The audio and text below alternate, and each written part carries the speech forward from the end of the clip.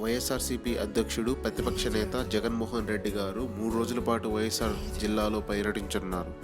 24వ తేదీ ఉదయం 9 గంటలకు పులివెందులలోని వెంకటప్ప మెమోరియల్ స్కూల్ 10వ వార్షికోత్సవ వేడుకల్లో పాల్గొంటారు. 9:30కు పులివెందులలోని విజే ఫంక్షన్ హాల్లో వైఎస్ఆర్సీపీ నాయకుడు రామట్లపల్లె భాస్కర్ రెడ్డి కుమార్తె నిశ్చితార్థ వేడుకల్లో పాల్గొంటారు.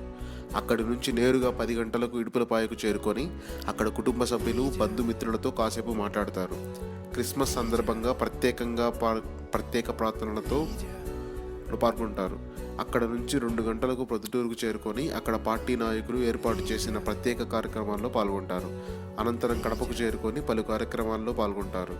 25వ తేదీ ఉదయం 8:30కు క్రిస్మస్ పండుగను పురస్కరించుకొని పులివెందులలోని సిఎస్ఐ చర్చిలో ప్రత్యేక ప్రార్థన నిర్వహిస్తారు. మధ్యాహ్నం 3 గంటలకు వేంపల్లె మండలం అలవాపాడు గ్రామానికి చేరుకొని ఇటీవల ప్రత్యర్థుల చేతిలో హత్యకు గురైన వైసీపీ మండల ఉపాధ్యక్షుడు గజ్జల రామిరెడ్డి కుటుంబ సభ్యులను పరామర్శిస్తారు.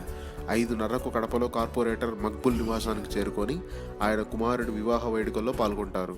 అనంతరం అక్కడి నుంచి పులివెందులకు చేరుకుంటారు. 26వ తేదీ ఉదయం 9:30కు పీబీసీ నీటి విషయంపై పులివెందుల తహసీల్దార్ కార్యాలయం ఎదుట నిర్వహించే ధర్నాలో పాల్గొని పార్టీ నేతలు